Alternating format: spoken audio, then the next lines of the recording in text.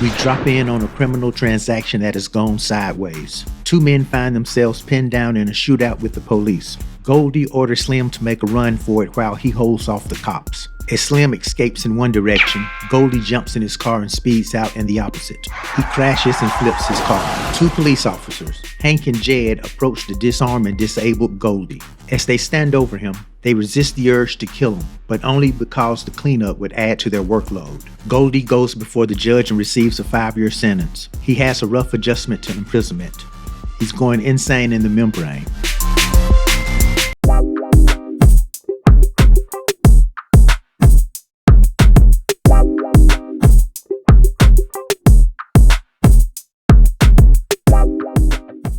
This is a 70s movie. Please put your 21st century sensibilities aside for the next 10 minutes. Goldie does his time and returns home. He goes into a local pool hall. It's filled wall to wall with pimps, hustlers, and players. Goldie meets up with his ex-boss, the blind man. The blind man's gonna put Goldie back in the game. This time, he wants to employ Goldie as a pimp. Low startup costs, make your own hours, paid time off, remote work options, plus a great 401k plan. The blind man gives Goldie the general outline to successful pimping and sends him off. Goldie goes out to a club and bumps into an old flame, Lulu, a rather simple-minded girl from around the way. She's been turning tricks to make a living. Them bills ain't gonna pay themselves. The problem with Lulu is that she's a renegade. She's out in them streets doing everything on her own. Lulu wants some relief. She asks Goldie to be her pimp. Goldie has to consider this option with caution. Managing a bunch of troubled, erratic women ain't exactly the easiest job in the world. That shit will age you quicker than being the president. As Goldie exits the club, waiting for him is the same two cops that arrested him 5 years ago, Hank and Jed. They tell Goldie that they've missed riding his ass in these streets. They persuade Goldie to commit a crime, any crime, just so that they can bust his head again. They slap Goldie in the nuts and make it clear that they're going to be a thorn in his side. Goldie goes home to reunite with his moms. His moms is the sweetest person you'll ever see in a movie. She's the gold standard for a wife and mother, a righteous woman, the type of sister that could make the perfect sweet potato pie without a recipe. No measuring of ingredients necessary. They don't make them like her anymore. Her model has been discontinued. I'm telling you, if something bad happens to this woman, I'm gonna have a serious problem. Moms is concerned about Goldie's future. Moms just wants Goldie to live a nice, humble existence and stay out of trouble. She suggests that he go kick it with Jesus, but Goldie ain't with it. Jesus would be a complete buzzkill to his pimping aspirations. We drop in on a gathering where a brother is teaching black liberation. We've got Brother Malcolm on the wall, watching over the proceedings. The speaker is telling the audience that black folk need to make a home for themselves within this country, but not of this country. The speaker, Olinga, continues on about how white America mimics and adopts black culture, and how we continue to evolve and reinvent. He wants the brothers and the sisters and the brothers to educate themselves and build a black America for themselves. He's got the crowd worked up.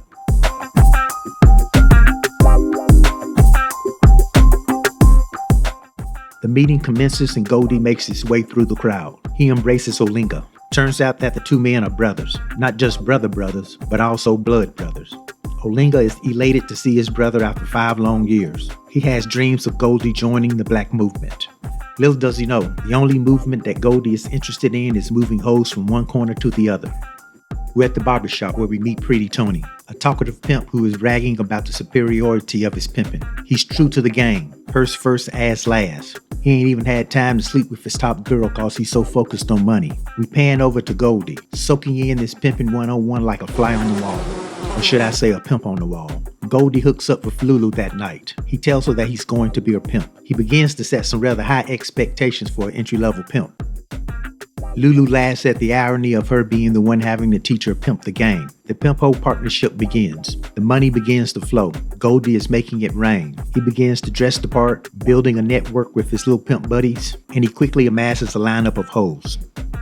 Goldie has become a big man in the neighborhood. The broke-ass kids are drawn to him like flies on shit. One kid tells Goldie that he wants to be just like him when he grows up. Goldie scolds the kid to be something better than a pimp. This kid has got to be thinking, this hypocrite's got some goddamn nerve to tell me not to do something while he's out here showboating the rewards of doing just that same thing. Goldie hands out some blood money to the neighborhood kids and he's off on his way. Goldie meets up with his right-hand man, Slim. Goldie catches Slim up on his latest acquisition. Goldie done got his hooks in a suburban snow bunny. She's gonna be the whipped cream on top of his whole cake. Goldie meets up with Diane. He fills her head with a bunch of pimp pipe dreams. She's down to be part of his program. She thinks she got a boyfriend, but read the fine print, Rebecca. You got yourself a pimp. Goldie meets up with this squirrely dude, Laughing David. David tells Goldie that he's been summoned for a meetup with another cat, the Fat Man. Goldie refuses the invitation. Things get contentious and the racial jabs begin. Laughing David ends up being thrown into the garbage dumpster. Joke's on you, Goldie. I think Laughing David actually lives in that dumpster. The tricking gang must have hit a bear market. If the tricks ain't spending, then the game is descending. We see Goldie supplementing his pimping operation with other hustles. He's coaching his women how to shoplift inside department stores. In addition to that, his hoes are out here trick rolling cats. This dude that looks like a 50-year-old newborn baby is all enthusiastic to get some of that soft black leg, only to have the women run out with the money. The cat runs after them in his drawers right into the middle of the street, screaming for the police. Sergeant Duncan appears and tries to hear the man out. Duncan detects that the man is drunk and is prepared to take him into the station. Then out of the blue, officers Hank and Jed appear like white saviors and take away Sergeant Duncan's arrest. A crowd of black folk are looking in disbelief. Sergeant Duncan's badge ain't worth a shit if Hank and Jed can just big dick him anytime they want to. Next we see the officers Hank and Jed chasing after a suspect. It's Olinga stuffing a drug dealer into his car. See, Olinga is cleaning up the neighborhood by any means necessary. He's on some vigilante shit. Cleaning up the community cuts into Hank and Jed's bottom line. Losing these drug dealers who are in their pocket is bad for their business. Goldie is second-guessing his pimping. Seems that he went too light on a hoe and it sent a bad signal. His man encourages him to re-establish his pimp hand. They're patrolling the corners and out pops Lulu, screaming and running towards their car. She hysterically tells Goldie that one of her tricks, slob, throbbed, and robbed her. Goldie explains to her that he doesn't give a shit about her well-being. She just bet not come up short with the money. Goldie's out here doing lazy pimping. He was supposed to find that trick and then whoop that trick. We jump to another night and Goldie is riding around in his fancy car with his brother Olinga. Goldie can run game on hoes, but not on a strong-minded brother like Olinga. He's struggling with the fact that Goldie is doing things that are in direct opposition to his mission. Goldie pivots the conversation back to money and hoes. No one ever said that pimp conversation is enlightening. We're in a planetarium with Goldie and his stable. Goldie explains to the women his grandiose plans. See, we're just a few years removed from the moon landing, so back then folks were still fascinated with space travel. Also, we're not that far removed from the crimes of another notorious pimp, Charles Manson. This caused a fascination with cults and mind control. Goldie, he is definitely on some sort of mind control shit with his women. Here's a free tip. If you're ever listening to a speaker and they say repeat after me, know that you are actively in the process of being brainwashed. Officer Jed and Hank are prowling the neighborhood looking for Goldie. They enter an establishment and the bartender is less than willing to assist these crooks. The officers go into attack mode and rough up the bartender. Goldie is at a restaurant having dinner with Diane, while one of his other hoes is relegated to sitting at the bar drinking dirty tap water. She's thinking how fucked up it is that those two are over there eating a nice meal with the same money that she just made in a dark alley. Okay, she's not actually thinking it. She's saying it out loud. The restaurant owner comes over and tells her not to fuck up his Yelp rating.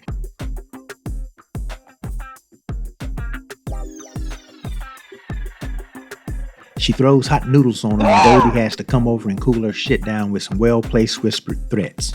Goldie leaves the restaurant and officers Hank and Jed finally catch up to him.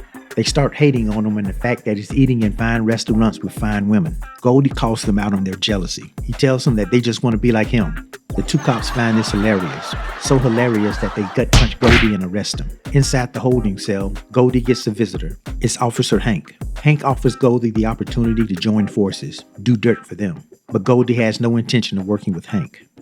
Goldie leaves jail and I'll be damned if he don't get yanked again. Pimp can't catch a break out here. This time it's the garbage dumpster dude Laughing David and some of his goons. Goldie is dragged into a house. There we meet the aforementioned Fat Man. The Fat Man injects Goldie with some smack. The Fat Man wants Goldie to rejoin his team. The Fat Man tells Goldie that this time things are going to be bigger and better.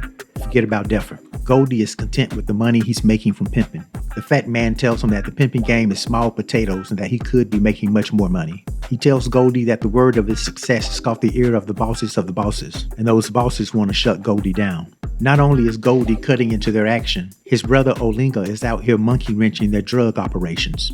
Goldie rejects his offer. He wants no parts of the Fat Man's business. The brothers meet up. Olinga is trying to get through to Goldie that the only way to clean up the community is to shut down the hustles. All of the hustles. Goldie is down to shut down the drug business, but shutting down the pimping game is a bridge too far. Just can't stop this pimping. Olinga explains that it all needs to be shut down because they're all connected. It's like a cancer. You can't just cut out a little bit. You gotta get it all. Goldie ain't trying to hear it. This is some Thor versus Loki shit. Olinga accuses Goldie of selling out, only looking out for himself. Goldie will not be shamed out of the game. Pimping is in his blood now. Goldie dumps a pile of guilt onto Olinga's plate for not visiting him in those 5 years that he was locked up. Next, we get a titty groping scene that seemed out of place. I'll leave it at that. Goldie surprises his mother with the new place that he bought for her. She's finally got a place that she can brag about to her little church buddies. We see the corrupt cops making their illegal pickups for the day. As they divide their profits amongst themselves, Sergeant Duncan appears. He tells the two that he's got evidence of their crimes. Photos, documents, witnesses, etc. Now Duncan should have came at them cats guns blazing because they done already showed him what they think of his authority.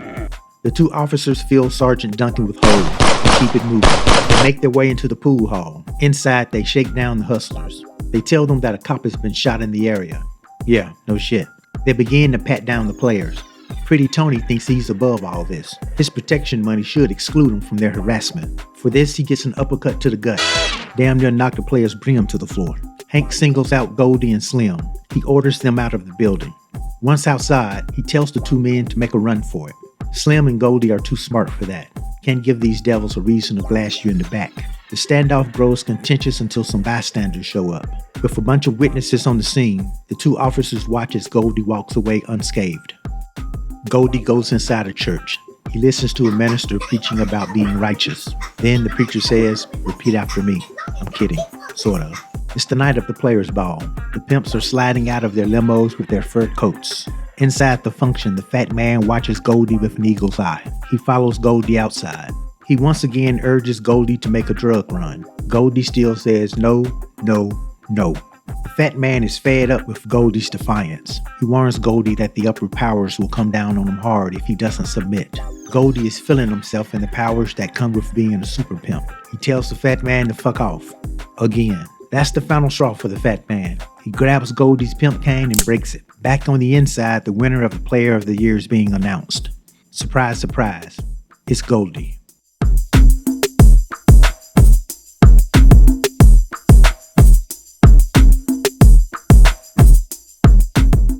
Pimp up, hoe down. Goldie's celebration is short-lived. He finds his prize hoe Diane OD'd. Bunny dead. Goldie meets with the fat man. The order has been handed down. The powers want Goldie dead. As Goldie and the fat man converse about his fate, Slim approaches the fat man's bodyguards dressed in a disguise. He's carrying a portable keyboard, which turns out to be a cover for a hidden pistol. Slim shoots the two bodyguards. The fat man is pulled out of the car. He makes a run for it. They apprehend the fat man and inject him with a substance. He falls to the ground and begins to flop around like a goldfish. More like a blowfish. Fat man, dead man. After another hard night of pimping, the pimps congregate at the gambling spot. Word is spreading around that the fat man was found dead. Slim and Goldie act like this is news to them. Pretty Tony holds the dice. Pretty Tony is loud and Pretty Tony is losing money. But he ain't worried about it because his prize hoe is soon to arrive with an infusion of cash. His woman, China Doll, enters the room. No, she's not Chinese. Chick probably couldn't point out China on a world map. She slides up next to Goldie and asks him how can she be down. Well, Goldie ain't passing up on an experienced 4-star transfer. This is dirty choosing. She's a troublemaker. Pretty Tony has suffered the ultimate disrespect for a player. He tries to rectify the situation, but Goldie warns him that this shit can be a conversation or an altercation. Pretty Tony chooses the latter, but rethinks it when Slim reveals that he's strapped. Pretty Tony tells Goldie that he ain't nothing but a common criminal disguised as a pimp. Goldie recites his pimping statement of assets. His money is thicker and deeper than Pretty Tony's. A fellow hustler found humor in all this and Tony released his anger on him. Tony then threatens Goldie that he's going to regret having ever crossed him. We see Mama open the door. We then see someone point a gun in her face. Man, y'all better not do this. Moms is in the hospital being visited by Goldie. She's happy to see her boy. Goldie's looking all pitiful and shit knowing that he played a part in this. He tells her that she's going to be alright. And then Mom's closed her eyes and breathed her last breath. No warning, no nothing. Just flatlined on us. I told y'all earlier that there was going to be trouble if something happened to this woman. This is too much for me, man. They could have just burned the house down, but why they have to kill her? I don't think I can go on. I might have to end this recap. Come on, man. Pull your shit together. You can do this. You can do this. So Pretty Tony is on the block getting in his hoe-slapping reps for the day. Goldie is stalking him. Goldie jumps out from the corner and begins firing shots. A gun battle ensues. Pretty Tony escapes into an abandoned warehouse. Slim and Goldie catch up to him. Goldie is on a payback mission for his mama's murder. Tony pleads for them to hear him out. Goldie orders Tony to stab himself in the ass over and over and over. Goldie then ties up Pretty Tony. He tapes a stick of dynamite into his mouth. Pretty Tony is mumbling something. Look away. Pretty Tony, he pretty dead. Jed and Hank show up to the scene, and the two devils got jokes. Goldie is at the funeral. He's telling his mama that he's sorry. Olinga is over there just death staring his brother. Olinga blames Goldie for fostering a cloud of violence over their family. Olinga tells Goldie that he's going to be following him, watching his every move along with the players in his circle. And just when the moment is right, he's going to spring up and wipe out the forces that killed their mom. Goldie leaves the funeral and the blind man is waiting. He tells Goldie that there's a contract on his head. Well, no use of hanging around to catch a bullet.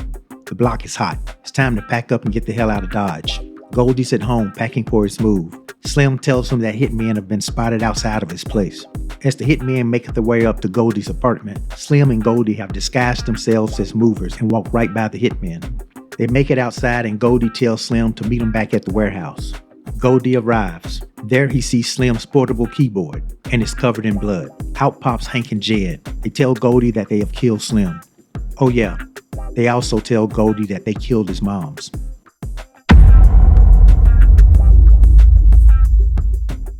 As the cops gloat about their killings, Olinga springs up from behind. He grabs Jed by the neck and begins to choke him out. Jed, he dead. Goldie tells Hank to drop to his knees. Hank starts to make a case of why Goldie should spare him. But the time for talking is over. The time for vengeance has arrived. 7 holes in your head is okay, but that 8th hole is a problem. Goldie puts one in Hank's head. Hank, he dead. Finally. Goldie makes his way over to the officer's parked car. In the back seat is the noodle-throwing hoe. Apparently, she's the one who betrayed Goldie. He has her at gunpoint but chooses not to shoot her. The two brothers are at the bus station. They can't seem to find the words to say to one another. It's so hard to say goodbye to yesterday. No words needed, the two embrace. Then Goldie climbs onto the bus and heads out of town. Watch out, hoes. There's a new pimp coming to a town near you.